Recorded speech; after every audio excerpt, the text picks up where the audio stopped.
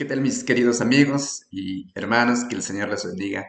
Bienvenidos a esta clase número 10 del Discipulado nivel 1 en este día jueves 16 de junio. Que el Señor les bendiga muchísimo y vamos a comenzar con la clase de hoy. Y vamos a estudiar los capítulos del 16 al 21, ¿sí? Vamos a ver si es que hacemos en unas 2 o 3 clases, dependiendo de cómo avancemos. Muy bien, entonces sean bienvenidos y recuerden pues que este discipulado tiene algunos temas. Hoy estamos viendo el Evangelio de Juan. Nosotros hemos comenzado con el plan de salvación y luego tenemos otros temas más adelante. Me parece que hay un tema más o dos y terminamos ya el nivel uno. ¿Ya? Muy bien, esperemos que ustedes estén estudiando la palabra del Señor porque es muy importante, sobre todo en estos días que estamos viviendo días muy duros, muy difíciles en el mundo, debido a que el Señor Jesucristo está por venir acá a la tierra nuevamente para llevar a su pueblo.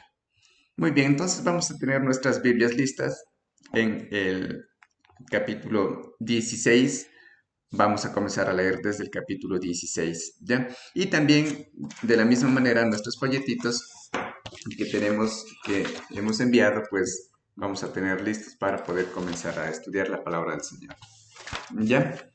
Muy bien, entonces vamos a ver en nuestro folletito el capítulo 16 al 21, dice cuarta semana, ¿sí? Ahí vamos a trabajar. Y vamos a abrir nuestras Biblias en el Evangelio de Juan, el capítulo 16 y el versículo 24. Sí, muy bien. Juan 16, 24. Dice así la palabra del Señor. Hasta ahora nada habéis pedido en mi nombre. Está hablando el Señor Jesucristo. Pedid y recibiréis para que vuestro gozo sea cumplido. Gloria al Señor.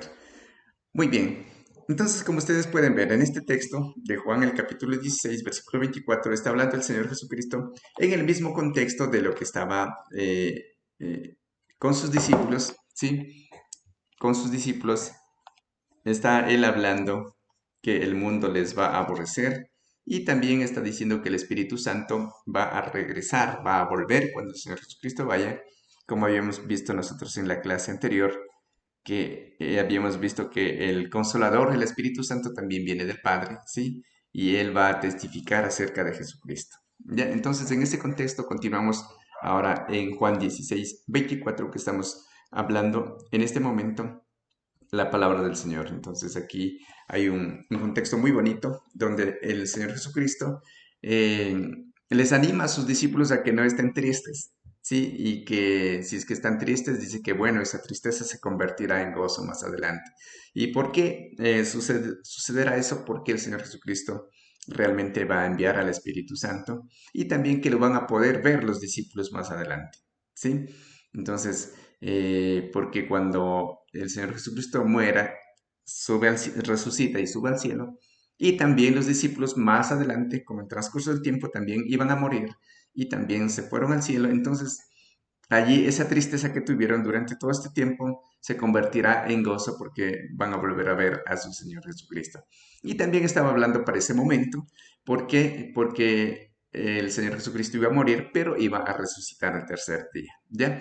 Muy bien, entonces ese es un poco el preámbulo, el contexto del cual estamos trabajando para poder entender este texto de Juan 16, 24. ¿Ya? Entonces está hablando de que la tristeza de los discípulos se convertirá en gozo realmente. Muy bien, entonces miren, aquí hay una parte muy esencial del versículo 24 de Juan capítulo 16 que dice, hasta ahora nada habéis pedido en mi nombre. Sí, entonces recuerden que los discípulos estaban allí con el Señor Jesucristo y está diciendo que el Señor Jesús que cualquier cosa que ellos deseen, lo pidan al Señor, a su Padre, en el nombre de Jesús, para que eso sea hecho de realidad. Recuerden que los discípulos estaban muy tristes y necesitaban a alguien, un apoyo para ellos, ¿sí? Porque iban a quedar solos. Entonces es por eso que el Señor Jesucristo dice que pidan, que le pidan al Padre en el nombre de Jesús, porque hasta ahora nada habéis pedido en mi nombre, dice. Entonces, pedid y recibiréis para que vuestro gozo sea cumplido. Ya, está hablando entonces del Espíritu Santo que iba a a venir más adelante, si los discípulos pidieran. Y también, por supuesto, que está hablando de algunas cosas que nosotros necesitemos en este tiempo, ¿sí? Que siempre necesitamos y debemos realmente pedir a nuestro Dios para que Él cumpla nuestras necesidades, ¿sí? Recuerde que estamos diciendo nuestras necesidades, no lo que yo quiero, no lo que yo deseo, no lo que quizás yo quiero para cumplir algún capricho, algún deseo que no es una necesidad, ¿sí? Porque hay cosas que nosotros pedimos sin ser necesidad, ¿sí? Solamente es un deseo. Entonces el Señor, en este caso, no nos va a responder. Por ejemplo, solamente por poner un ejemplo, si yo tengo un televisor a colores pequeño, pero quiero uno de 41 pulgadas, entonces no es una necesidad. ¿Por qué? Porque ya tengo un pequeño, aunque sea pequeño, ya tengo y no se transforma en una necesidad. Entonces, el Señor Jesucristo, nuestro Dios primero, como que cubre las necesidades. Bueno, pero Él es un Dios soberano y todo se hace de acuerdo a su voluntad. Sí, Él a veces da, a veces no da, a veces te puede dar hasta dos, hasta tres cosas, aunque tengas. Él es soberano, nosotros no podemos decir nada, ¿ya? Pero realmente lo que aquí importa es que todo debemos pedir, cuando nosotros oramos, debemos pedir en el nombre de Jesús. ¿Ya? Siempre nuestra oración debe ser en el nombre de Jesús y de acuerdo a la voluntad del Señor Jesucristo. Es decir, Padre, si es que es tu voluntad, yo te pido en el nombre de Jesús, pedir al Padre en el nombre de Jesús, porque Él está diciendo aquí en Juan 16, 24 que hasta ahora nada habéis pedido en mi nombre, ¿sí? Entonces a veces también nuestras oraciones no son respondidas cuando nosotros pedimos mal, ¿sí? A veces pedimos para nuestro orgullo, para nuestro deseo, para ser mejor que el vecino, mejor que la persona de acá, mejor que este de acá, etcétera. Y puede ser que también por ese orgullo que nosotros a veces pedimos cosas que a veces solamente por ser mejores que los demás pedimos, entonces el Señor no nos va a dar, ¿sí? Entonces realmente Él nos va a dar lo que nosotros necesitamos conforme a su voluntad, pero eso no quiere decir que entonces no hay que pedir nada, no. El Señor es bueno, ¿sí? Él Él tiene un amor y misericordia muy grande para con nosotros, ¿sí? Y Él está dispuesto a ayudarte también en las cosas materiales que tú necesitas, ¿sí? También su amor es grande, ¿sí? Él te puede ayudar en cubrir alguna deuda, no sé, quizás no tienes una casa, entonces alguna necesidad, Él te puede ayudar, porque Él es un Dios de amor, y de Él es todo, la plata, el oro, ¿sí? Entonces, pero el mensaje claro es aquí que nosotros debemos pedir conforme a su voluntad y esperar en Él para que Él nos dé conforme a lo que Él quiere darnos, ¿sí? Nosotros no podemos decir, Dios, a mí, ¿por qué no me das? Al vecino de acá sí le diste, a la señora de acá sí le diste, pero a mí no me das. No podemos nosotros ir en contra de de la voluntad, de la soberanía de Dios, ¿sí? O exigirle a Él para decir, bueno, tienes que darme, ¿sí? Entonces, eso, mis queridos amigos, ¿ya? Entonces, miren, nosotros siempre debemos, al orar, que es conversar con Dios, ¿sí? Debemos pedir de acuerdo a su voluntad y en el nombre de Jesús. ¿Ya? La pregunta dice, ¿por qué hay que pedir en el nombre de Jesús? Dice la preguntita de nuestros folletos. ¿Ya? ¿Por qué hay que pedir en el nombre de Jesús? Para que nuestro gozo sea cumplido. Sí, eso está diciendo el texto. Vamos a poner un momentito más. Miren lo que dice. Hasta ahora nada habéis pedido en mi nombre. Pedid y recibiréis para que vuestro gozo sea cumplido. ¿Sí? Aquí dice, si pedimos, vamos a recibir. Muy bien. Amén. Entonces, esa es la respuesta allí. Vamos a otro texto del mismo Evangelio de Juan, pero vamos al capítulo 17, ¿sí? Y el versículo 3. Vamos a un poquito adelante en el versículo 17, capítulo 17, perdón, y versículo 3. Vamos a buscar Juan 17, 3. Aquí tenemos, ¿ya? Aquí tenemos en la diapositiva, en la pantalla. Ya, Juan 17, 3 dice la palabra del Señor. Y esta es la vida eterna. El mismo Señor Jesucristo está diciendo. Que te conozcan a ti, el único Dios verdadero y a Jesucristo a quien has enviado. ¿Ya? Aquí está hablando el mismo Señor Jesucristo, está orando Él por sus discípulos. Ya miren que el Señor Jesús le amaba bastante a los discípulos, ¿sí? Así como nos ama también a nosotros. Nos ama mucho porque nos ha sacado de tantas cosas absurdas que nosotros estábamos haciendo y Él no nos dio esa oportunidad de conocerle a Él, de vivir para Él. ¿Sí? No sufrimos ningún accidente, estamos vivos, no hemos muerto. Es porque él tiene ese amor para que nosotros podamos arrepentir en este tiempo. ¿Ya? Entonces, miren, Él está orando, aquí en Juan 17, Él está orando por sus discípulos, ¿ya? Por los 12 discípulos que estaban allí. Él le rogaba al Padre, sí, que los cuide a ellos, ¿ya? Que los cuide. Entonces, aquí en Juan 17:3 dice, y esta es la vida eterna, que te conozcan a ti, el único Dios verdadero, y a Jesucristo a quien has enviado. Ya está pidiendo a su Padre que la vida eterna realmente es el Señor Jesucristo. Tener vida eterna. Nosotros sabemos que el Señor Jesucristo nos da vida eterna. Pero ¿qué es la vida eterna? La vida eterna es conocer a nuestro Padre Dios y también a Jesucristo que murió por nosotros en la cruz. ¿Ya? Entonces miren, Juan 17:3 está diciendo eso. Y esta es la vida eterna, que te conozcan a ti, el único Dios verdadero, y a Jesucristo a quien has enviado. ¿Ya? Al decir único Dios verdadero, miren que está diciendo que no hay otro Dios. Ya, muy bien. La pregunta dice, ¿en qué consiste la vida eterna? En conocer al Padre y al Hijo, ¿sí? A Jesucristo, a quien has enviado. Está diciendo Jesús en esta oración al Padre, ¿sí? El Padre envió a Jesús. Muy bien, vamos a la pregunta 3 y vamos a leer Juan 17, el libro de Juan mismo, el capítulo 17 y el versículo 20. ¿Ya? Juan 17:20. ¿Sí? Seguimos en este mismo contexto de Jesús que está orando por sus discípulos. ¿Ya? Estamos ahí, Juan 17:20. Dice la palabra del Señor. Allí lo tenemos. Dice, mas no ruego solamente por estos. ¿Ya? Recuerden, aquí está Jesús orando a su padre, a su papá.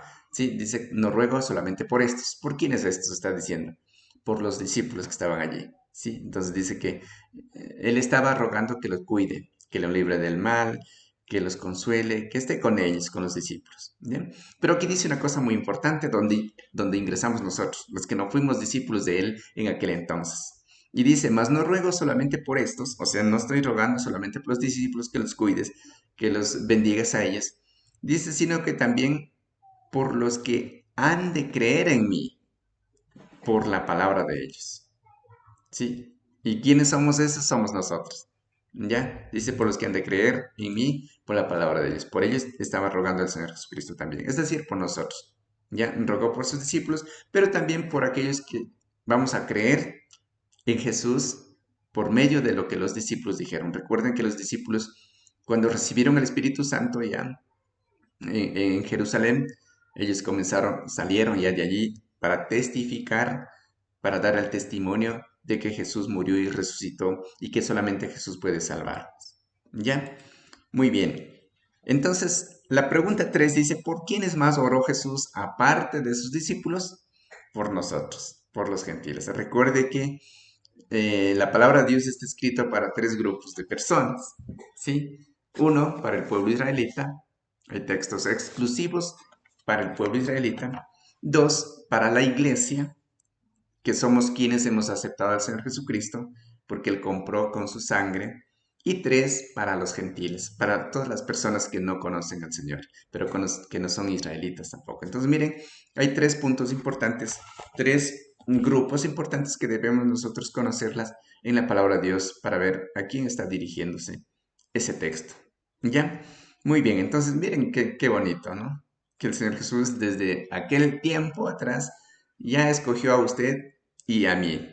Y no solamente escogió, sino también ya pidió al Padre que nos cuidara a nosotros, ¿sí? Que nos consolara también a nosotros y que nos enseñara su palabra también a nosotros, ¿sí? Entonces, miren, dice, por eso dice, no solamente por esto, sino por los que han de creer en mí, por la palabra de ellos.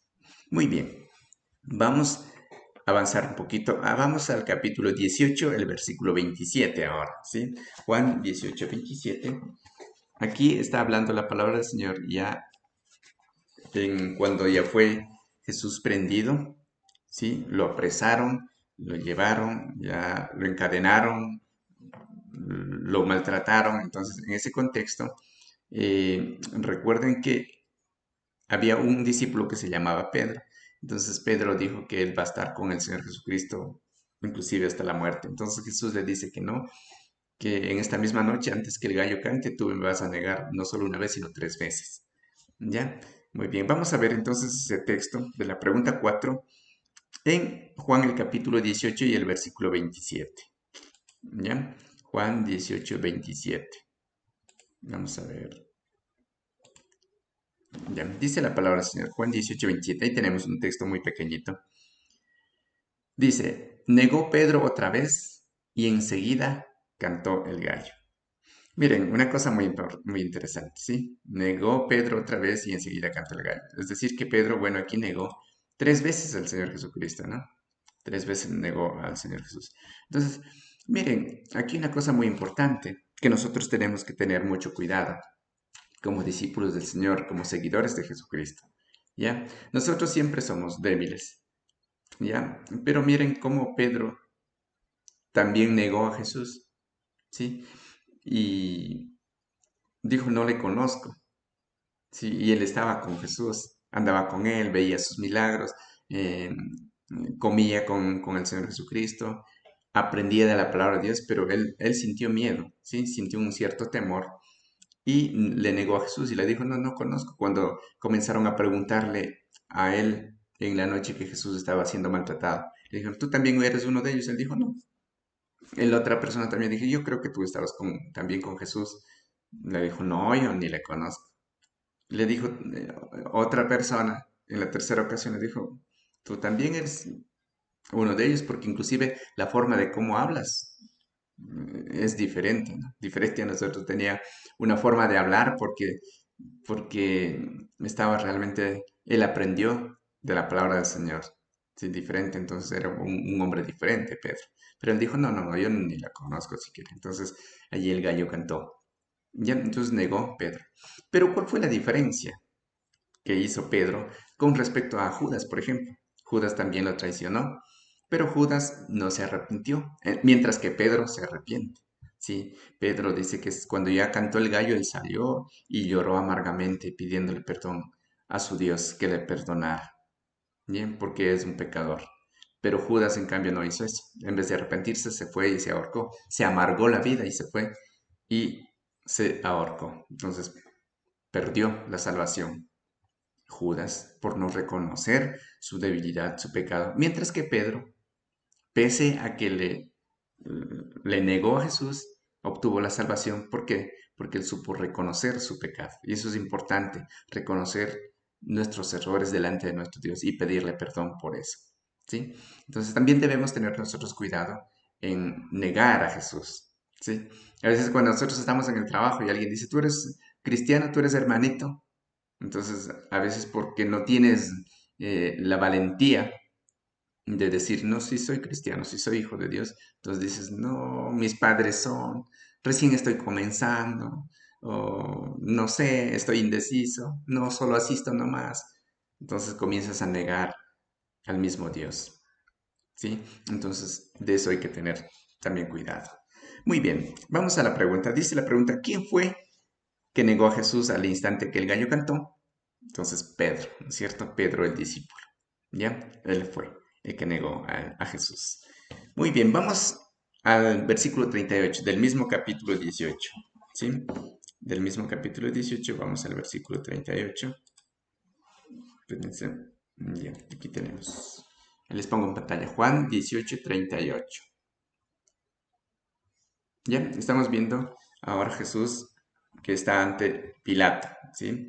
Ahorita hemos entrado a estudiar la palabra de Dios en ese momento donde el Señor Jesucristo se encuentra ya encarcelado, apresado por los romanos, ¿sí? Le escupieron en la cara, le están pegando, le están empujando, le están burlando. le están hiriendo su rostro, su cuerpo. Entonces, en ese contexto estamos ahorita, ¿ya?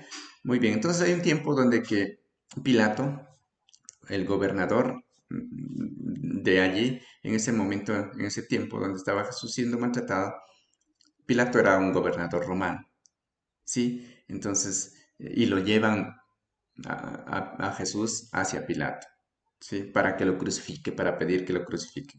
Y entonces Pilato comienza a interrogar a Jesús, ¿sí?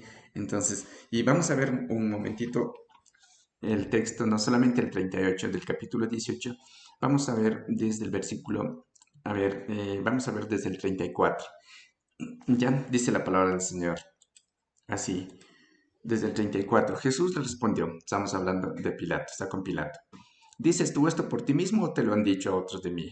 Sí, cuando Pilato le dijo que eres tú el rey de los judíos, porque le decían que es el rey, Jesús es el rey de los judíos. Pilato le respondió, ¿soy yo acaso judío? Tu nación y los principales sacerdotes te han entregado a mí. ¿Qué has hecho? Le dijo. Respondió Jesús, mi reino no es de este mundo. Miren, él sabe, ¿no? Él sabía de dónde era. Si mi reino fuera de este mundo, mis servidores pelearían para que yo no fuera entregado a los judíos. Pero mi reino no es de aquí. Entonces no le interesaba, ¿sí? Porque de lo contrario hubiesen pedido una legión de ángeles y hubiesen acabado a toda la gente que estaba allí, ¿no? 37. Le dijo entonces Pilato, ¿luego eres tu rey? Le dijo Pilato de nuevo. Respondió Jesús, tú dices que yo soy rey. Yo para esto he nacido y para esto he venido al mundo, para dar testimonio a la verdad. Todo aquel que es de la verdad, oye mi voz. Está hablando Jesús. Dice, todo aquel que es de la verdad, oye mi voz. Los demás, no. Y miren lo que dice Pilato, aquí en el 38, ahí está en la pantalla. Le dijo Pilato, ¿qué es la verdad? Qué tremendo. Sí, eso le quedó sonando en la mente de Pilato. Bueno, la verdad, dice que él es la verdad. Pero ¿qué es la verdad? Sí, entonces, y mire, Jesús, Él es la verdad. En Juan 14:6, si ustedes recuerdan, dice, yo soy el camino, la verdad y la vida. Mira, Pilato estaba curioso también. ¿Sí? Imagínense cómo sería de entrevistar a Jesús, al Rey de Reyes, al Señor de Señores, al Dios del universo, al que todos sabían. Cada respuesta que daba Jesús a Pilato le hacía estremecer su corazón. No sabía qué decir, no sabía qué hacer. ¿Sí? Entonces, por eso dice Pilato también aquí. ¿Y qué es la verdad? Porque Jesús le dice, pues viene para dar testimonio de la verdad. Y todo aquel que oye mi voz, pues está en la verdad. ¿Sí? Es de la verdad, pertenece a la verdad. Miren, entonces dice, y cuando hubo dicho esto, salió otra vez a los judíos, está hablando de Pilato, salió a los judíos, y les dijo a los judíos, yo no hallo en él ningún delito. ¿Sí? No tenía ningún delito el Señor Jesucristo. Ya no encontraba, por más que rebuscaban, por más que buscaran cómo acusarle a Jesús, no lo encontraba. Ni el rey de aquel entonces, Herodes, ni el gobernador Pilato, ni los sacerdotes mismos, peor la gente que estaba allí, solamente influenciada por los sacerdotes. Lo que pasa es que con mentiras, con traiciones, entonces hicieron que Pilato crucificara finalmente a Jesús. Miren, entonces, queridos amigos y hermanos, cómo este, este Pilato no encontró culpa en Jesús. Dice que él no tenía delito. Sí, no había ninguna culpa en él. Entonces, miren, Jesús fue crucificado injustamente. ¿Sí? Sin culpa lo mataron, sin tener ninguna culpa. ¿Ya? Muy bien, vamos a la pregunta. Dice la pregunta 5. ¿A qué conclusión llegó Pilato sobre Jesús? ¿A qué conclusión llegó? De acuerdo a Juan 18:38. Dice que no halló en él ningún delito. Esa es la conclusión de Pilato. ¿Ya? Dice que Jesús no tenía ningún delito para juzgarlo, para apresarlo, para meterlo en la cárcel, peor para crucificar como murió el Señor Jesucristo. No había delito en él, no tenía culpa, no tenía pecado, solo se hizo pecador por nosotros, por ti y por mí. Él dio su vida por ti y por mí. Él se hizo culpable por ti y por mí, porque nos ama, porque nos quiere, porque no quiere que ninguno de nosotros vayamos a la condenación, vayamos a la perdición, sino que todo lo contrario, quiere que nosotros vivamos con Él, que estemos con Él, porque somos su creación. Y esa salvación, ese amor que Él tiene, está abierto para todas las personas. No solamente para ti, no solamente para mí, es para todos. Ya si las personas no quieren, ya no es la culpa de Dios, ni de ti, ni de mí, porque lo estamos predicando. ¿Sí? Cada persona tendrá que dar cuentas delante del Señor de sí mismo. Muy bien, vamos a más adelante al capítulo 19 ahora de Juan. Sí, estamos yendo ahí en orden ahora, Juan capítulo 19 y vamos a ver el versículo 17. ¿Sí? Juan 19, 17. Ya, vamos a ver si tengo este texto también para ponerle. Juan 19, 17. Ya, sí, aquí está. Estamos ahora hablando de la crucifixión y muerte de Jesús. Sí, miren cómo estamos viniendo poco a poco desde Jesús que fue apresado, luego la negación de Pedro, allí en ese contexto, luego Jesús ante Pilato, sí, en ese orden, y ahora sí, ya pasamos al momento donde le van a crucificar y a matar al Señor Jesucristo. ¿Ya? Muy bien, estos textos de Juan 19, 17 también se encuentran en Mateo 27, 32 hasta el 50, también en Marcos 15, del 21 al 37, y también en Lucas capítulo 23 y los versículos del 26 al 49, ¿sí? Entonces, tienen estas narraciones similares, ¿por qué? Porque los discípulos, sí, algunos de ellos, discípulos, como Mateo, por ejemplo, estaban allí con el Señor Jesucristo, ¿ya? Muy bien. Vamos entonces a leer lo que dice. Crucifixión y muerte de Jesús. Y él, está hablando de Jesús, cargando su cruz, salió al lugar llamado de la calavera y en hebreo Gólgota. ¿Ya? Gólgota es en hebreo, que quiere decir la calavera. Era un lugar donde realmente los romanos utilizaban ese lugar para crucificar a la gente que era perversa, ¿sí? A los que cometían asesinatos, a los que cometían violaciones. Sí, era una muerte cruel la crucifixión. Y sin embargo, allí lo llevan al Señor Jesucristo como que Él hubiese sido un asesino, un malhechor, un secuestrador, etcétera. ¿Sí? Y dice que el Señor Jesucristo le hicieron cargar su propia cruz. Esa cruz estaba llena de sus pecados y de los míos. Esa cruz estaba llena de los errores suyos y de los míos. Él llevaba simbólicamente esa fuerte cruz, esa pesada cruz que estaba llena de cada cosa mala de usted, del pasado, del presente y del futuro. ¿Sí? Él salió cargando ese pecado de usted y de mí como si él fuera un pecador. Sí, pero lo hizo por amor.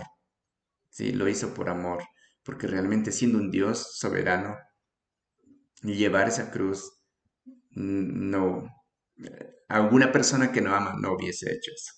Sí, entonces, pero él lo hizo eso. Se fue a ese lugar y allí lo crucificaron. Muy bien, la pregunta dice, ¿hacia dónde salió Jesús y qué cargaba? Sí, salió a un lugar que se llamaba la calavera. En hebreo lo decían Gólgota. Ya, es una palabra en hebreo, Gólgota, que quiere decir lugar de la calavera, debido a las muchas crucifixiones que se hacían en ese lugar y realmente me imagino que estaban ahí llenos de huesos, una cosa tremenda, ¿sí? Porque allí, esa era la pena de muerte, como hoy en día los calabozos, la cadena perpetua, ¿sí? Donde mucha gente muere en las cárceles, en los calabozos, ¿ya?